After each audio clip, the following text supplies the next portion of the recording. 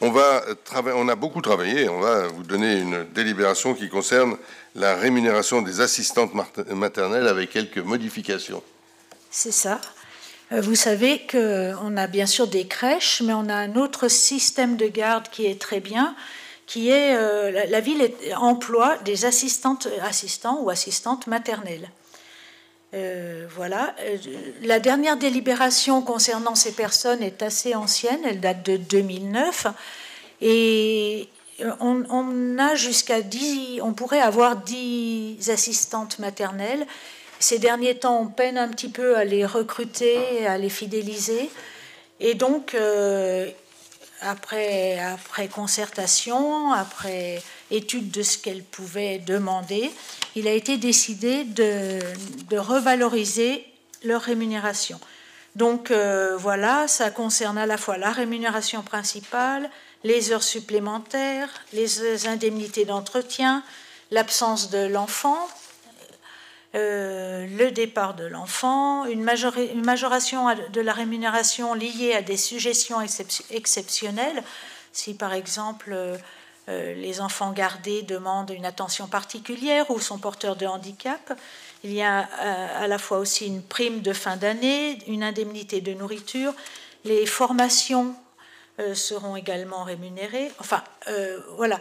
En tout cas, je ne peux pas vous donner le tableau avec tous les chiffres, ce serait fastidieux, mais on espère que ça permettra de donner satisfaction aux assistantes maternelles et d'en recruter davantage. Alors, oui. Il faut peut-être que je termine par « Il est proposé au Conseil municipal d'approuver les nouvelles conditions de rémunération des assistantes maternelles qui seront applicables à compter du 1er septembre 2024. » Alors, pour continuer... Mais c'est assez important pour la ville comme effort, n'est-ce pas ? Tout à fait, c'est important pour la ville.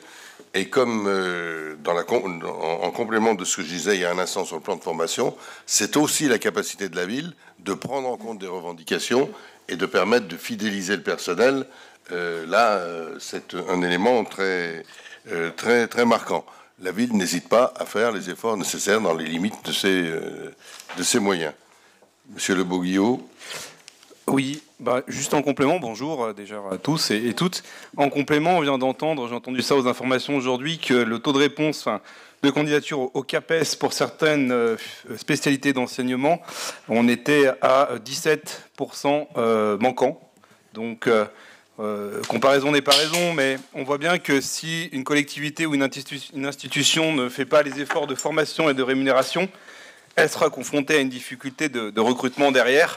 Et je pense qu'avec tout ce qui a été dit là, apparemment par mes collègues, je pense que nous, on se donne les moyens, surtout dans un contexte plus compliqué, d'avoir un taux de candidature relativement élevé. Voilà, encore une fois, dans l'éducation nationale, pour les mathématiques, par exemple, ça veut dire concrètement qu'il y a un enseignement sur 8 qui sera manquant à la rentrée, ce qui est colossal. Voilà, merci. Merci, Madame Mika.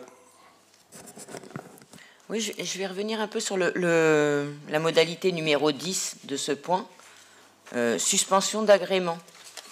C'est-à-dire que si la personne perd son agrément, quelle qu'en soit la raison, on va l'indemniser pendant une durée de 4 mois. C'est ça.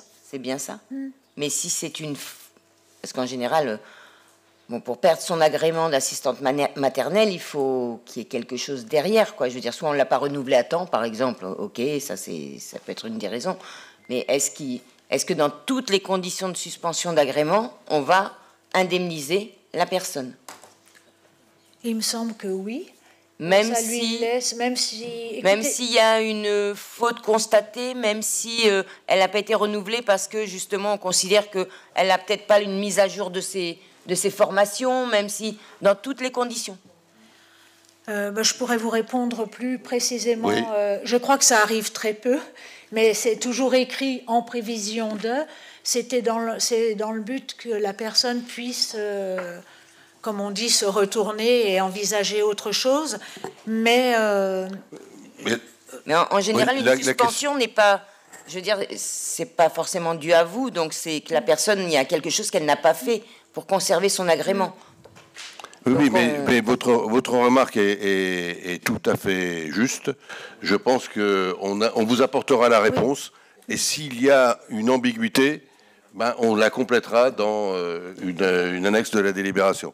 Parce que s'il y a une faute grave, évidemment, c'est pas la même chose que s'il y a un oubli, s'il y a des conditions qui ne mettaient pas en cause, évidemment, le travail, la sécurité des enfants. Donc je pense qu'il faudrait. On n'est pas capable de vous donner la réponse comme ça. On éclaircira et on répondra. Voilà. Merci. Je voulais préciser que ce système a quelque chose de bien aussi, c'est que les assistantes maternelles n'ont finalement pas de... Toute la partie administrative est gérée par la ville, donc c'est quand même important pour elles. Et puis pour les parents, en cas de maladie de l'une d'entre elles, elles peuvent comme il y a toujours des places qui sont réservées, et il y a une possibilité d'avoir un dépannage pendant la maladie de l'assistante maternelle.